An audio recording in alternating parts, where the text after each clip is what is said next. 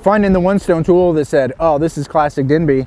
Okay, great. What else is here? Because all this other stuff is very rare for any known sites of these early Paleoeskimo sites. It's very rare.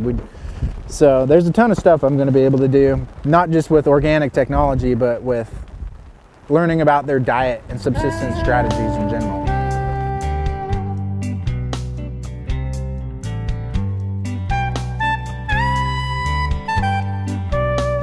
Atcharack Lake is different because it's buried in a sealed layer. We know everything that we find within that deposit relates to the Denby Flint complex.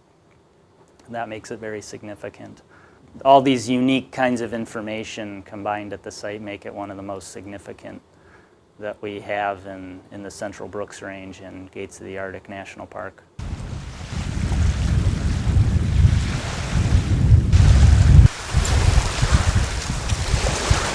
Falling apart right there. Look at that. That was a lucky catch. Forget digging and start fishing from now on. I want to keep this so that I can then have a comparative collection, so that when I get the archaeological bones, the fish bones that we're digging up at the site, I can look at those and tell if they're lake trout or if there are different species of fish that maybe they got some grayling out of the river, or burbot, or salmon.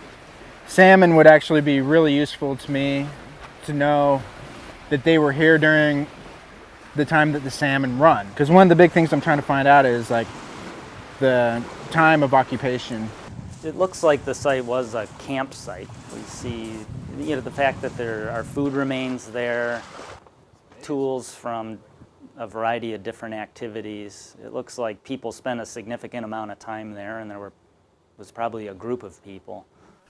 I can make some estimates about how much food would have been available here from calculating the numbers of individuals per species that I find. And from that, I can then create some models where I suggest how many people could have lived here and for how long on the amount of food that's available. Maybe this all occurred in 1 year with a very large group, or it could have been over 50 years with a bunch of small groups coming here. Don't lose the rod.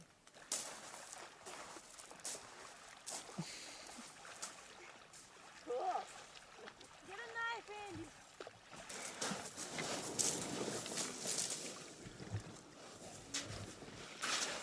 Keep it tight. Oh. It must No, just, it doesn't look pikey. it looks like this. It's just, it's a lake trout. And this one's lost some of them too, though it's only got a few showing. So I can see that this is it.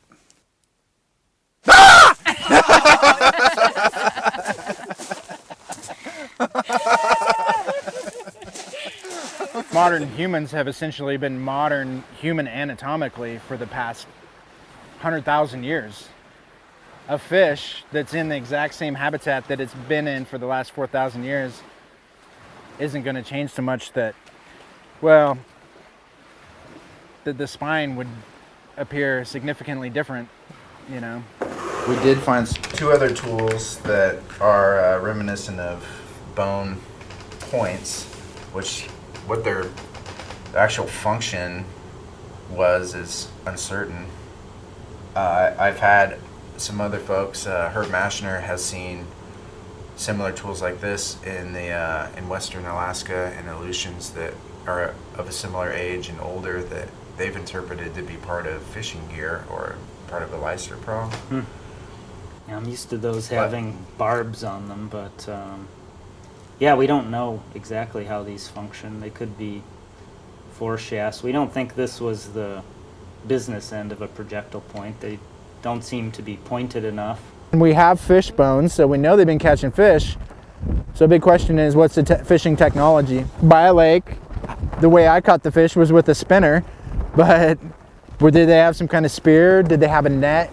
The preservation here is so great that we could encounter material for making nets. So that's something I'm really keeping my eyes open for as I'm digging. Once in a while you make a find like Matcherack Lake, and in that case we pause to take a closer look at a site. One reason I like to do that is because it gives us a better perspective on other sites that have yet to be identified that are like this. God, oh, the line broke.